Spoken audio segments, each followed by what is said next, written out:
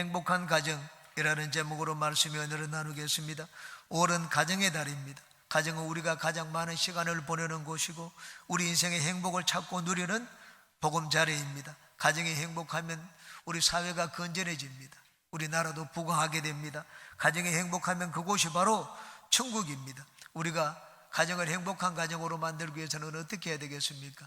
세 가지를 같이 살펴보고 오늘은 나누겠습니다. 첫 번째, 하나님의 말씀으로 사는 가정이 되어야 됩니다. 한번 따라해 주시기 바랍니다. 하나님의 말씀으로 살자. 많은 가정에는 가훈이 있습니다. 가훈은 한 가정의 규칙으로서 자녀들을 부끄럼 없이 바르게 살고 사회에 유익을 끼치는 인간으로 만들 뿐만 아니라 행복한 가정을 만들기 위한 삶의 지침입니다. 인터넷에서 감동적인 가훈 몇 가지를 찾아보았습니다. 오늘 걷지 않으면 내일 뛰어야 한다. 한 가지 일에 건면하면 천하의 어려움이 없으리라 등의 가훈을 살펴봤습니다. 저도 미국에서 살 때 아이들이 말을 잘 듣지 않아가지고 저희 집에 가훈을 정했던 적이 있습니다. 아버지께서 말씀하시면 예 알겠습니다 하고 한 번만에 들어야 합니다. 아주 긴 문장을 가훈으로 만들었습니다. 순종을 저희 가정의 제일 가는 모토로 삼았던 적이 있습니다. 각 가정마다 어떤 가훈을 세워도 좋습니다. 그런데 그 가정을 가훈을 세우게 된 데는 그러한 배경이 있을 것입니다. 어떤 가훈을 보니 이러한 가훈도 있었습니다. 여자의 말을 잘 듣자. 너나 잘하세요. 주식을 하지 말자.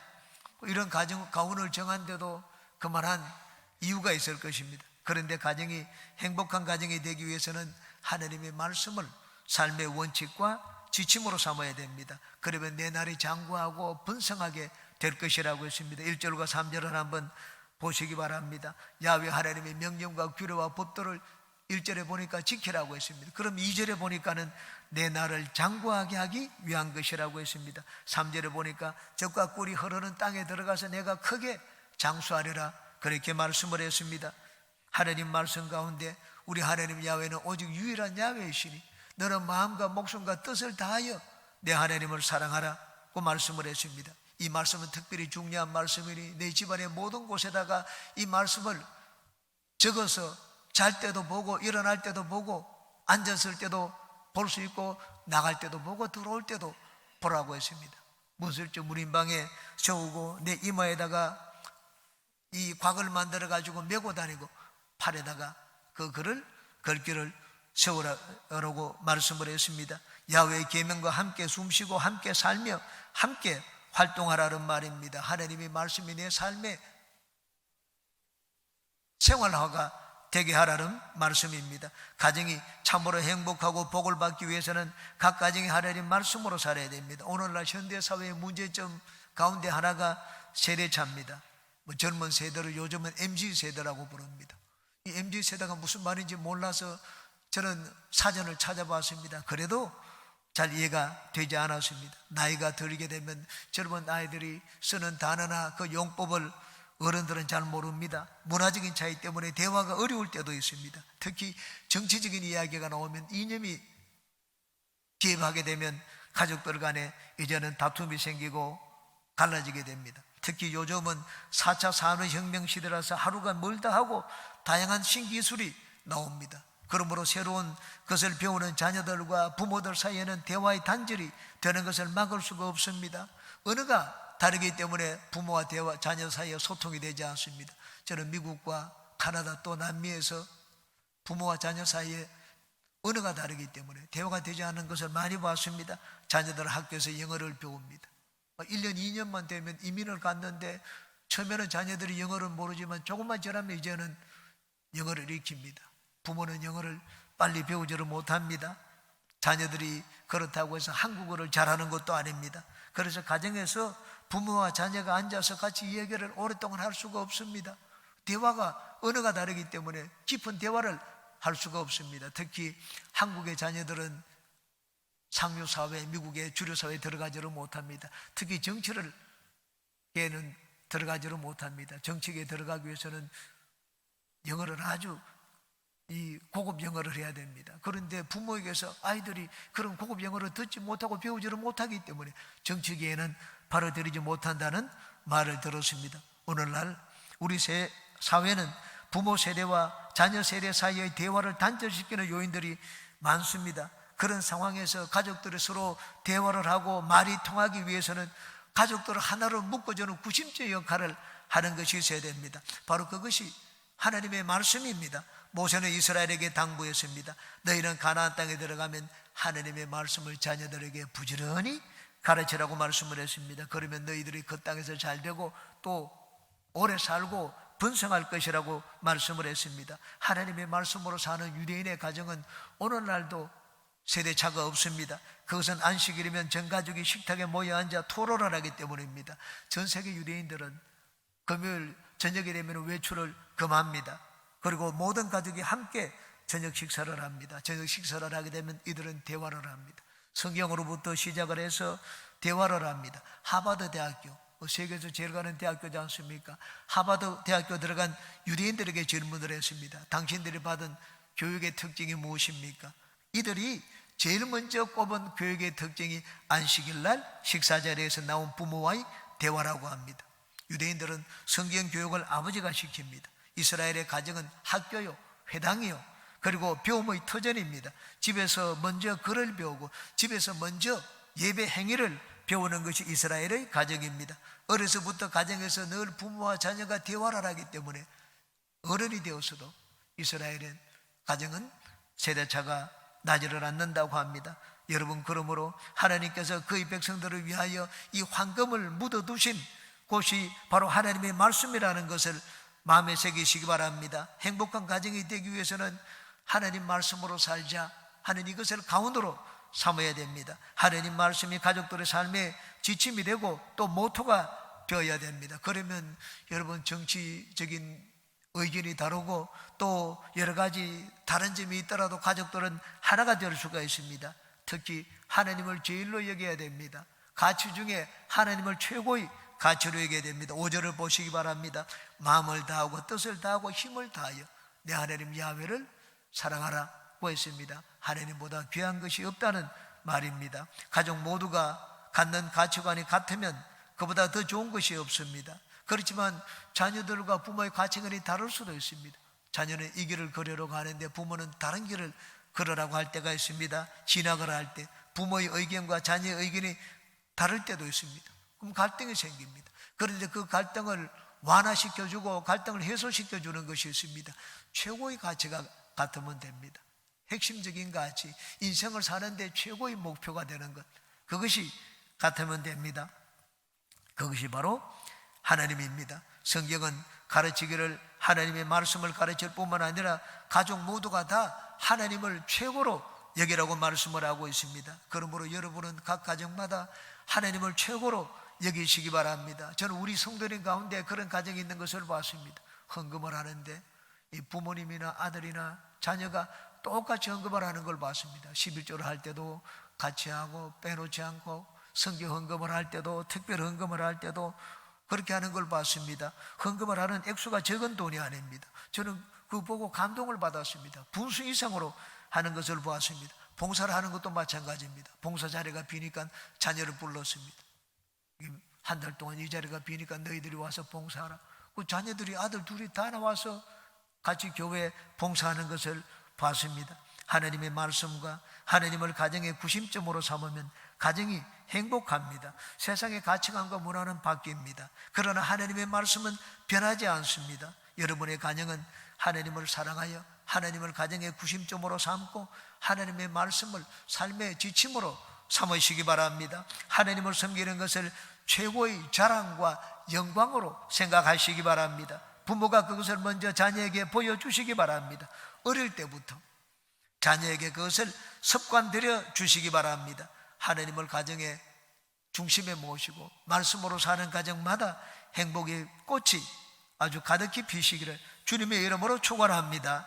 두 번째, 꿈과 소망이 있는 가정이 되어야 합니다. 한번 따라해 주시기 바랍니다. 꿈과 소망을 갖자. 우리가 하나님을 가정의 중심에 모시고 살기 위해서는 꿈과 소망이 있어야 됩니다. 믿음이 어디서 나옵니까? 하나님을 믿는 믿음은 꿈과 소망에서 나옵니다. 모세는 이스라엘에게 하나님을 최고로 여기고 하나님을 섬기고 잘 믿으라고 당부를 했습니다. 그러고는 바로 그 다음 여기 10절과 11절에 이스라엘에게 꿈과 소망을 심어주었습니다. 내 하나님 야훼께서 내 조상 아브라함과 이삭과 야곱을 향하여 내게 주리라 맹세하신 땅으로 너를 들어가게 하시고 네가 건축하지 아니한 크고 아름다운 성읍을 얻게 하시며 네가 채우지 아니한 아름다운 물건이 가득한 집을 얻게 하시며 네가 파지 아니한 우물을 차지하게 하시며 네가 심지 아니한 포도원과 감람나무를 차지하게 하사 네게 배불리 먹게 하실 때, 아직 그 땅에 들어가지 않았습니다. 그런데 그 땅에는 네가 노력하지 않아도 하나님이 모든 것을 다 예비해 놓았을 것이라고 말씀을 했습니다. 가나안 땅은 축복의 땅이요 꿈과 소망이 가득 찬 땅이 될 것이라고 말씀을 했습니다. 우리가 하나님을 잘 믿고 섬기며 살기 위해서는 꿈과 소망이 있어야 됩니다. 저는 처음 예수님을 믿고 난 다음, 예수님을 알고 난 다음에 미친 듯이 예수님을 믿었습니다. 그것은 예수님이 저에게 꿈과 소망이 되었기 때문입니다. 저는 좌절한 마음속에 열등의식이 많이 있었습니다. 그런데 예수님을 믿고 보니 예수님을 믿으면 진짜 내 인생이 복을 받고 잘 되겠다 하는 그런 확신이 가득 차게 되었습니다. 물론 예수님은 우리 천국의 소망입니다. 우리가 예수님을 믿는 것은 천국을 바라보기 때문입니다. 그러나 예수님을 잘 믿게 되면 이 땅에서도 주님이 우리를 높여주십니다. 소망이 있었기 때문에 현재 힘들고 어려운 삶을 이겨내었습니다. 내가 주님을 위하여 희생하고 모든 것을 참으면 주님께서 반드시 좋은 것으로 상급으로 갚아주신다는 것을 확실하게 마음에 믿었습니다. 그래서 주위 사람들이 보기에 어리석게 여기는 삶을 살았습니다. 직장에서 박해를 받고 불이익을 당하면서도 복음을 전하는 것을 제일로 여기며 살았습니다. 내가 권리 주장을 할 수 있음에도 불구하고 양보를 했습니다. 내 권리를 포기했습니다. 그렇게 함으로 한 영혼을 구원할 수 있다고 생각했기 때문입니다. 현재 편안한 삶을 사는 것보다 하나님 말씀을 지키며 사는 것을 더 소중하게 여겼습니다. 그렇게 산 것은 장차 예수님이 상급으로 좋은 것으로 갚아주실 것이라는 소망이 있었기 때문입니다. 꿈이 있고 내일이 있는 가정은 비록 오늘이 힘들지라도 견뎌냅니다. 저희가 미국에서 공부하고 돌아온 뒤 저희 어머니가 저희 아내에게 이런 말을 한 적이 있습니다. 야야, 너는 한 번도 힘들다 어렵다는 말을 하는 것을 내가 들어본 적이 없다. 그렇게 말씀을 하셨습니다. 저희 어머님이 보시기에 저희 가정은 참 어려웠습니다. 그런데도 저희 어머님 앞에서 힘들다는 말을 한 적이 없습니다. 생활비를 꼬박꼬박 보내드렸습니다. 예수님을 믿으니 꿈과 미래가 있었기 때문입니다. 구약에 야곱이 외삼촌 라반의 집에서 모습으로 고생을 했습니다. 외삼촌 라반은 야곱을 부려먹기 위해서 자기 딸을 이용했습니다.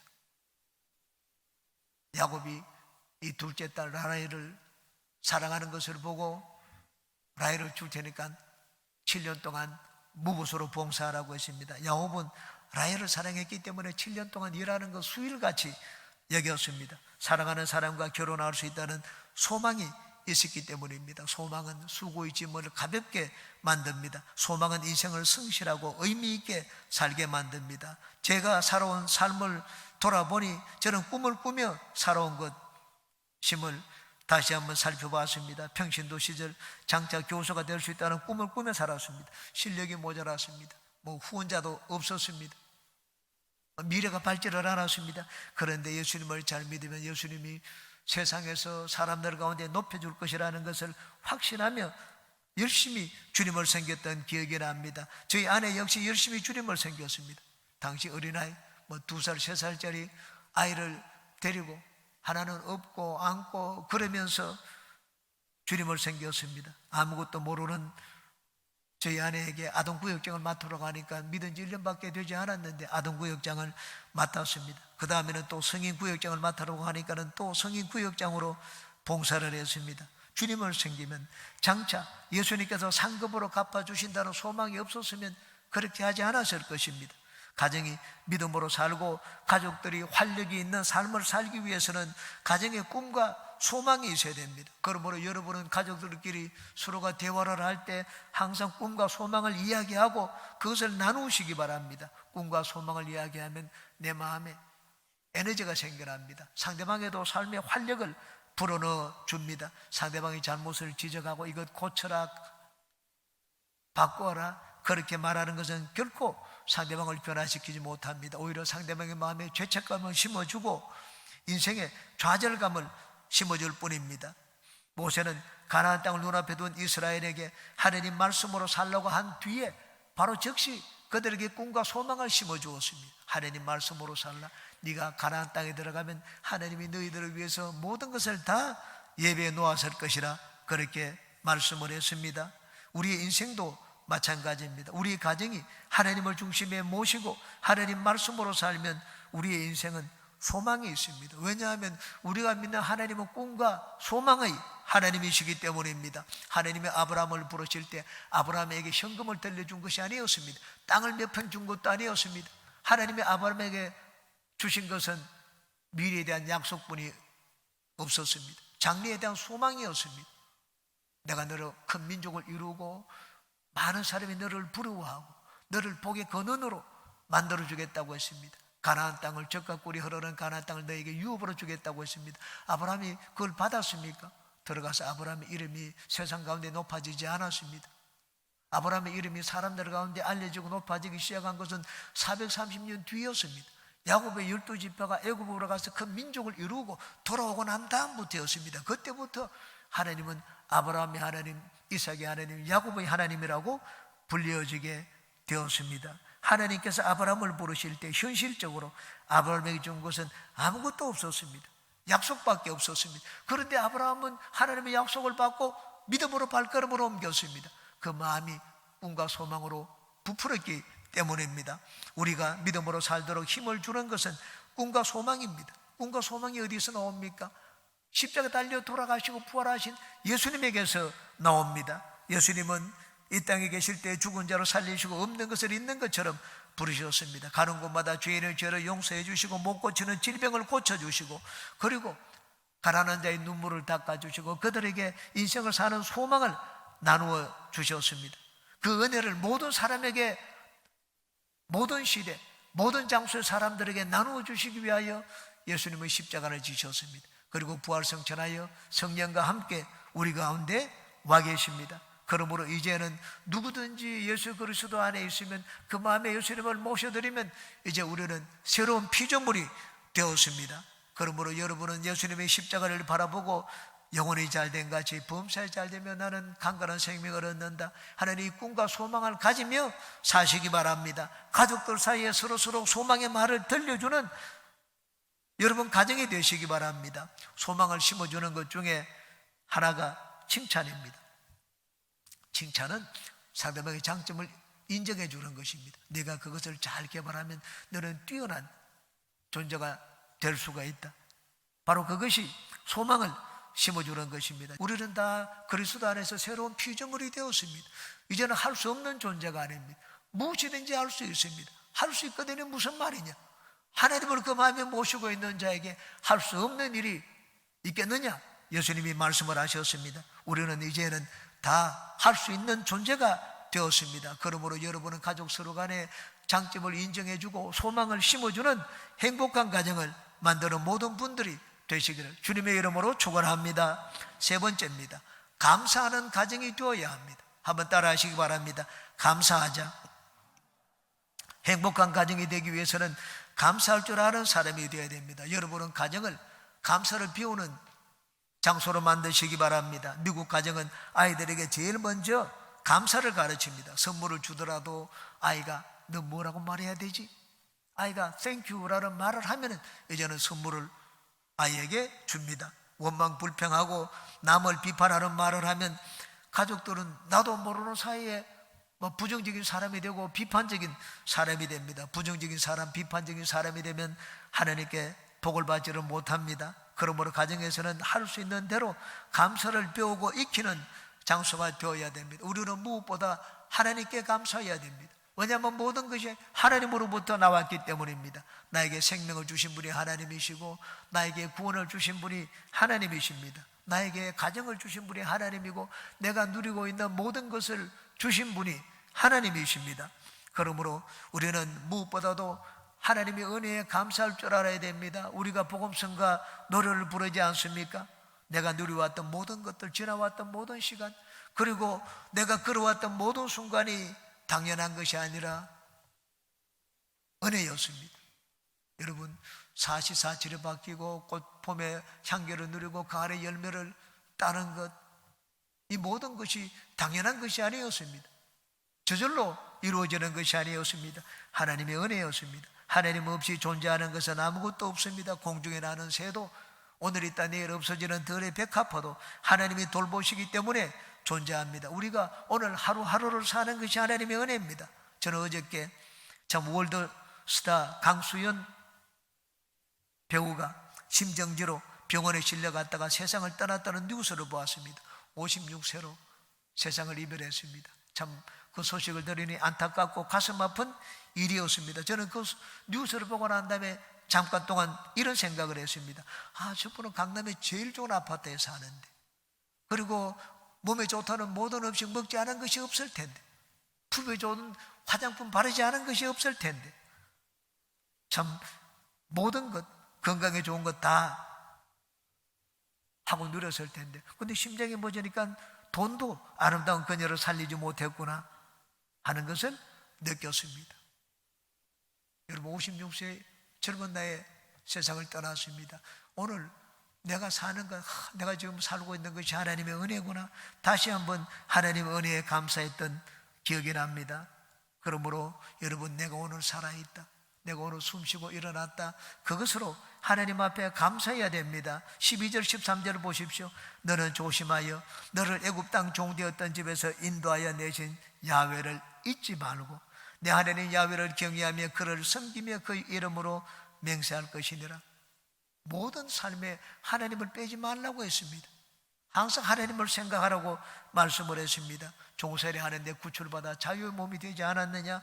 이렇게 아름다운 복을 그저 받았으니 하나님을 잊지 말라, 하나님을 경외하며 하나님을 섬기라고 말씀을 했습니다. 감사가 무엇입니까? 감사는 나를 도와준 분에게 그 은혜를 잊지 않는 표시요 증거입니다. 하나님이 나에게 모든 것을 다 해주셨으니 우리는 하나님께 늘 감사하며 모든 것으로 감사해야 됩니다. 하나님은 모든 사람에게 말을 주셨습니다. 모든 사람에게 말을 주셨기 때문에 우리는 입술의 말로 하나님께 감사의 말을 많이, 에디슨의 이야기입니다. 에디슨 어릴 때부터 호기심이 많았습니다. 그렇지만 에디슨은 청각장애로 오랫동안 죽을 때까지 고생을 많이 했습니다. 어릴 때 이 청각장애가 생긴 것은 기차간에서 그 차장에게 얻어맞고 창밖에 던져졌기 때문입니다. 소년 시절에 이 신문 팔이를 하는데 기차 안에서 신문을 팔았습니다. 그리고는 정찰을 하고 있을 때는 거기에서 화학 물질을 가지고 실험을 했습니다. 근데 차가 가는데 너무 궁금해가지고 이 그만두지 못해서 차가 가는데도 화학 실험을 했습니다. 실험을 하다가 화학약품이 신문에 떨어졌습니다. 종이에 불이 붙었습니다.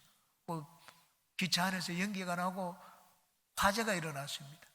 차장이 와서 그것을 보고는 아주 혼을 내고 따귀를 때리고 아주 이 기차에서 떨어뜨렸습니다. 그 결과 충격으로 고막이 파열되었습니다. 훗날 에디슨은 질문을 받았습니다. 귀가 잘 들리지 않아서 실험과 연구에 불편함이 없었습니까? 그 질문을 받자 이렇게 대답을 했습니다. 나는 귀가 잘 들리지 않는 사실에 대해 낙심하거나 실망하지 않습니다. 오히려 아무것도 들리지 않아 연구에 몰두할 수 있었기 때문에 감사했습니다. 그렇게 대답을 했습니다. 귀가 들리지 않아가지고 연구에 몰두할 수 있게 되었다고 했습니다. 하나님은 그런 에디슨을 이 인류 역사상 가장 아주 뛰어난 인물 1위로 만들어 줬습니다. 1998년에 타임즈지가 조사를 했습니다. 인류 역사에 가장 큰 영향력을 끼친 인물이 누구였습니까? 1위로 뽑힌 자가 에디슨이었습니다. 여러분은 삶의 모든 것에 감사하시기 바랍니다. 가정이 감사를 배우고 실천하는 장이 되시기 바랍니다. 우리 신앙의 깊이는 감사입니다. 행복한 기독교인이 되기 위해서는 감사를 배우고 익히고 감사를 실천해야 됩니다. 감사가 여러분의 인격이 되어서 감사하며 사는 가정마다 행복한 가정이 되시기를 주님의 이름으로 축원합니다.